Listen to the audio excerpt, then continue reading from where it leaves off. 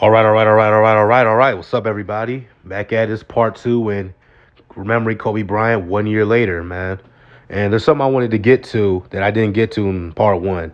Um, it's funny. In almost the immediate aftermath of Kobe Bryant's retirement, you started to see a lot of people in the mainstream media kind of troll Kobe Bryant.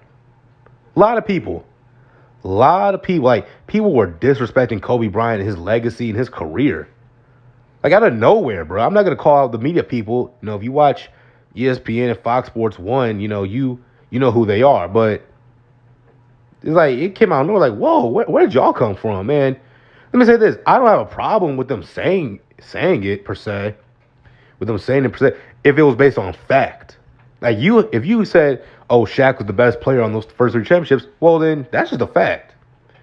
But if you start saying some outlandish shit, talk about, oh, Kobe Bryant's not clutch because I remember I was watching this one stat nerd, this white boy who probably used to get shoved in the lockers by basketball players and football players. He said Kobe Bryant's an overrated clutch player because he shoots this percentage from the field and on 5, 4, 3, 2, 1, like those last second buzzer beating shots, Kobe shoots this percent. I was like, bro, what? And even though that's a fact, it's like, where did that come from? First of all, look, not to digress, but being clutch is not just about 5, 4, 3, 2, 1. Being clutch is about your ability to ice the game. Let's say the score is 98-90, and it's a minute, 30 seconds on the clock. A team can hit a three, now it's 98-93. Hit another three, 98-96. Get two, now it's tied. Can hit another three, now it's 101-98, now you're down. Being clutch about your ability to ice the game. Like, okay, if a team hits a three, you go hit a three or get a two. So now instead of 98-93 to 101 to 93 or 100 to 93, you know what I'm saying? So like people just started saying random shit like that. It's like, bro, what the fuck are you talking about, dude? And the reason, okay, so if you said something about Kobe, it was based on fact, okay, I wouldn't argue with you. But if you just started going overboard with it, just saying, oh, this, like, bro, shut the fuck up. It's like you're just like saying stupid shit for no reason, and again, I'm not gonna call anybody out, but there were certain people in the media who just had an axe to grind with Kobe for whatever reason, whether it was team association or whatever, because of course, the Lakers and Spurs were big rivals, but also the Lakers and Phoenix Suns were rivals. The Lakers, and of course, Paul Pierce and them were rivals. You know what I'm saying? You know what I'm saying? But that's what I wanted to get to. But overall, like I said, those last 3 years, if I was Kobe, I would have called it a career after 2013. He should not have came back after he popped his Achilles. But hey, man, he was the Black Mamba. You know what I'm saying? But and even I expected him to not play great as he did in the 2012-13 season, but to play, relatively well. Not average 30 points, 28 points, but at least like 25. But he was end up being way worse than that. But yeah, man, it's just like I just can't believe this icon is dead. Of course, here he is in the 2010 championship with the broken finger on his right hand, his shooting hand, his index finger. But yeah, man, Kobe was just a legend. And it's a shame because I was looking forward to his Hall of Fame speech.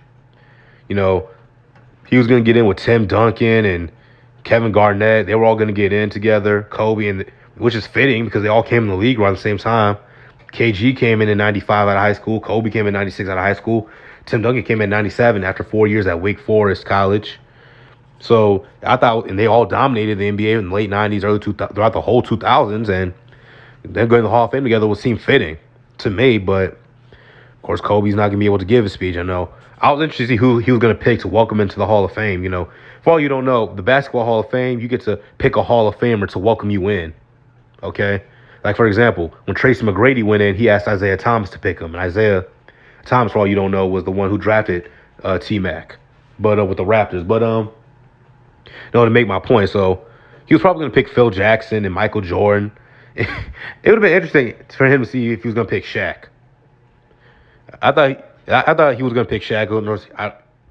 I thought he was going to pick Shaq. I thought that would have been interesting. But now we won't be able to see that. It's a damn shame. But the death of an icon, we lost an absolute legend, one of the greatest players of all time. He's in my top 10. I don't care what anybody says. Kobe Bryant's a top 10 player in my list. I'm going to have to do a video on my top 10 greatest players of all time and my criteria. But Yeah, his daughter in California, Los Angeles, lost a legend. I remember one of my close friends, he wore his Kobe jersey for like a week in honor of Kobe. He has a throwback white number 8 Kobe Bryant jersey, and of course I got one jersey. I got two actually. I got a gold 24 jersey and a white number 8 jersey. Okay, I'm like those white Laker uniforms look dope, but just saying. But here's Kobe. I believe this is the 2012 Olympics. Team USA, of course, they won the gold. And a lot of people were saying, "Oh, what dream team was better, the '08 team, the 2012 team, or the original '92 team?" Of course, it's the '92 team, but those are little fun debates to have. And this is Kobe kind of at the end of his career and at his prime, but he won the gold. But rest in peace, Kobe Bryant. Rest in peace, Gianna Bryant. You were a legend. You were an icon. And like Kobe Bryant said, heroes come and go, but legends are forever. Legends never die, man. And rest in peace. And just scrolling all these pictures. Here's the aftermath of his death. Him in Gianna's number 2 MAMBA Academy jersey. All right, I'm gonna see you all.